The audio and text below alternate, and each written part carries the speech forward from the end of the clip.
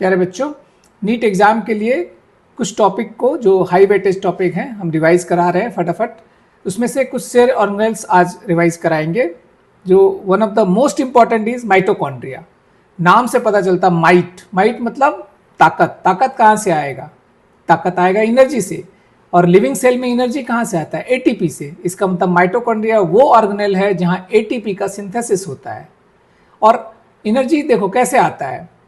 घरों में भी गैस चूल्हा जलाते हैं, गैस जो जलाते हैं वो कार्बन एंड हाइड्रोजन का कंपाउंड जला करके एनर्जी लेते हैं। पेट्रोल जला करके एनर्जी लेते हैं, वहां भी कार्बन एंड हाइड्रोजन है। उसी तरह से कार्बन हाइड्रोजन का एक कंपाउंड होता है ग्लूकोज। यूजुअली हम उसी को जला करके ऑक्सीजन के प्रेजेंस में एनर्जी लेते हैं। और ये कहाँ होता है? ये होता है सेलुलर रेस्पिरेशन में। इसी प्रोसेस को हम कहते हैं सेलुलर रेस्पिरेशन। और चूंकि ऑक्सीजन के प्रेजेंस में होता है तो इसको क्या कहते हैं? Aerobic respiration. तो ये समझ जाओ कि सेल का ये चूल्हा है जहां पर कि फाइनली ग्लूकोज को जला करके एनर्जी लिया जाता है। तो पहला चीज क्या हो गया? ये एरोबिक रेस्पिरेशन का साइट है। अब इतना इंपॉर्टेंट है कि एनर्जी बनाता है और बहुत एक्सक्लूसिव होता है।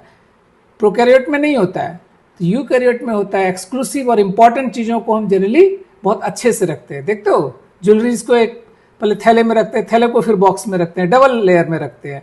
उसी तरह से माइटोकॉन्ड्रिया भी डबल मेम्ब्रेन से कवर्ड रहता है। इनफैक्ट प्लांट्स में देखोगे तो फोटोसिंथेसिस के लिए जो ऑर्गेनेल है क्लोरोप्लास्ट, वो भी एक्सक्लूसिव ऐसे प्लांट में या यूग्लोनाइड्स में मिलता है और वो बहुत इंपॉर्टेंट भी है, ग्लूकोज बनाता है। तो इसलिए वो भी डबल मेम्ब्रेन में रहता है। तो कभी क्वेश्चन पूछ देता है कि डबल मेम्ब्रेन में कौन कौन से ऑर्गेनेल्स रहते हैं, कौन कौन से ऑर्गेनेल्स डबल मेम्ब्रेन होता है जिनका? तो आंसर है माइटोकॉन्ड्रिया एंड क्लोरोप्लास्ट। उसके अलावा सबको कंट्रोल करता है सेल में न्यूक्लियस, तो न्यूक्लियस भी डबल मेम्ब्रेन होता है। तो डबल मेम्ब्रेन से अगर क्वेश्चन पूछे तो 3 याद रखिएगा, माइटोकॉन्ड्रिया, क्लोरोप्लास्ट एंड न्यूक्लियस। अब आते हैं माइटोकॉन्ड्रिया पर। तो इसका डबल मेम्ब्रेन में आउटर मेम्ब्रेन और इनर मेम्ब्रेन है। ये इसका इनर मेम्ब्रेन जो है वो फोल्ड होकर के क्रिस्टी बना देता है। फोल्ड क्यों होता है? ताकि सरफेस एरिया बढ़ जाए, और सरफेस एरिया बढ़ जाएगा तो एरोबिक रेस्पिरेशन में हेल्प मिलेगा। अच्छा, एरोबिक रेस्पिरेशन का पूरा प्रोसेस के लिए जो एंजाइम्स है ये इन्हीं मेम्ब्रेन्स पे रहता है। इसके बाद आप देखोगे कि क्रिस्टी के अंदर जो स्पेस है वो होमोजीनियस सब्सटेंस से फील्ड रहता है, इसको मैट्रिक्स कहते हैं। और माइटोकॉन्ड्रिया के मैट्रिक्स में प्रोटीन बनाने वाले सारे एपरेटस होते हैं। आप कहोगे सर वो तो सेल में होता है, राइबोसोम और न्यूक्लियस ये सब मिला के बनाता है। ऑफ कोर्स साइटोप्लाज्म में राइबोसोम होता है और न्यूक्लियस के मदद से वो प्रोटीन बनाता है। लेकिन ये एक ऐसा ऑर्गेनेल है जो खुद का भी प्रोटीन बनाता है। ऐसे समझो, देखते हो कहीं कहीं ऑफिसेज में बड़ा जनरेटर होता है पूरे ऑफिस के लिए, लेकिन कुछ कुछ छोटा यूनिट होता है जिसको अपना छोटा जनरेटर भी रहता है। उसी तरह से माइटोकॉन्ड्रिया एक ऐसा ऑर्गेनेल है जिसमें कि अपना प्रोटीन बनाने की कैपेसिटी होती है। अब प्रोटीन बनाएगा तो राइबोसोम होगा, इसमें 70S राइबोसोम जो जनरली प्रोकैरियोट में होता है, वैसा ही छोटा राइबोसोम इसके पास होता है। अब राइबोसोम है तो न्यूक्लियस से रिलेटेड चीज भी होना चाहिए, मतलब डीएनए होना चाहिए, तभी तो इसको कोडिंग मिलेगा।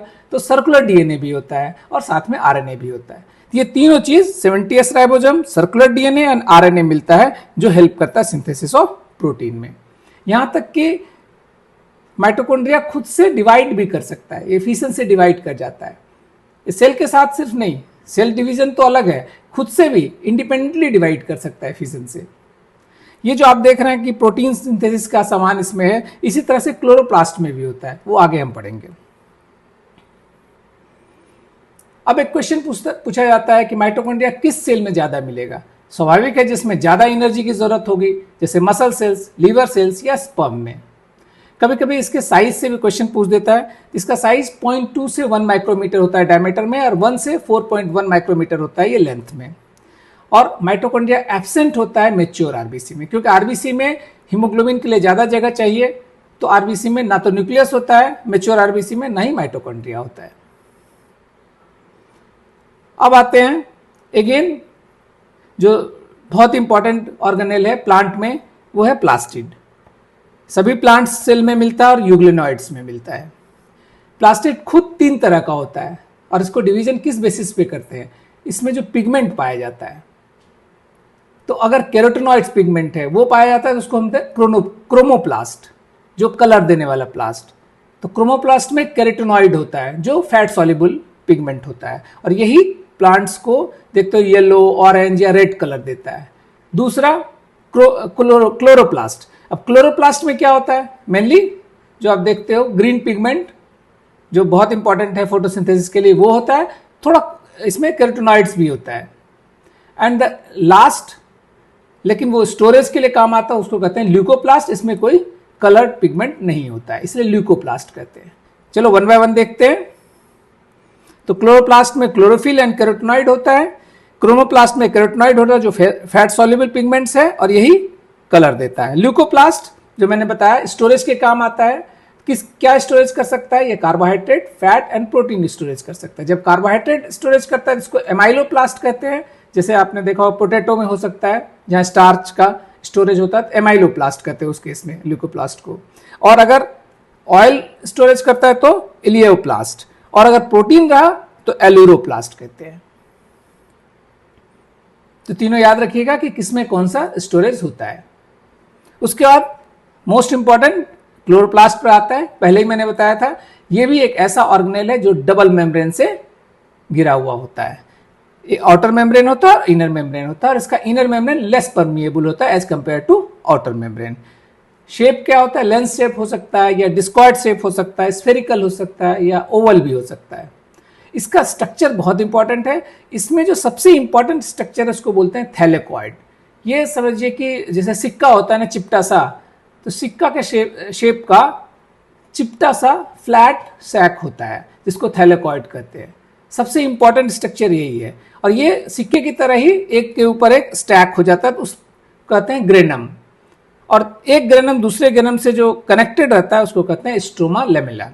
ये जो ग्रेनम है यही सबसे इंपॉर्टेंट स्ट्रक्चर होता है क्लोरोप्लास्ट का। और उसके बाद इनर सेल मेम्ब्रेन के अंदर जो स्ट्रक्चर है, जो पूरा स्पेस है फील्ड होता है, उसको कहते हैं स्ट्रोमा। कभी कभी क्लोरोप्लास्ट से ये भी क्वेश्चन पूछता है कि किस सेल में कितने क्लोरोप्लास्ट मिलते हैं। तो जनरली क्लेमाइडोमोनास में एक सेल में एक ही क्लोरोप्लास्ट मिलता है, लेकिन अगर आप देखेंगे नॉर्मल जो प्लांट्स होते हैं उनके लीव्स में मीजोफिल्स में 20 से 40 तक क्लोरोप्लास्ट मिलते हैं। मीजोफिल्स क्या होता है, देखिए नॉर्मली आप अगर किसी भी प्लांट के लीफ को देखेंगे तो उसका कट सेक्शन में उसका बाहर की तरफ होता है आउटर इपिडर्मिस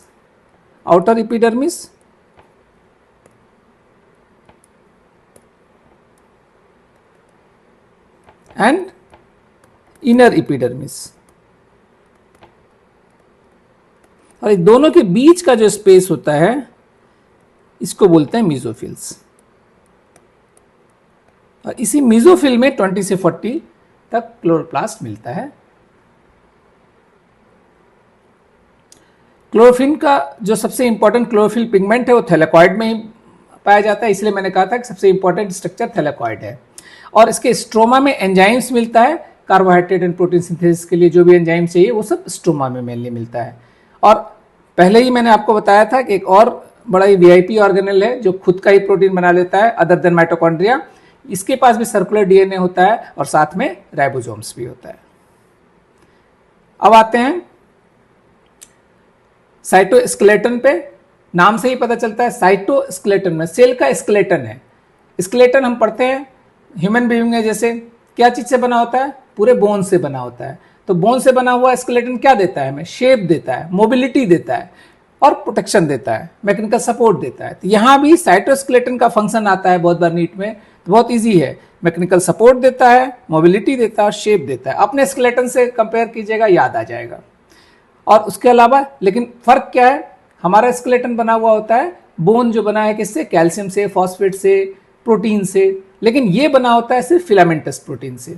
और फिलामेंटस प्रोटीन 3 तरह का इसमें होता है, माइक्रोट्यूब्यूल्स हो सकता है, माइक्रोफिलामेंट हो सकता है या इंटरमीडिएट फिलामेंट भी हो सकता है। इसी के साथ 3 ऑर्गेनेल्स अभी हमने खत्म किया, फिर नेक्स्ट लेक्चर में हम फिर रिवाइज करेंगे अदर ऑर्गेनेल्स को। Thank you.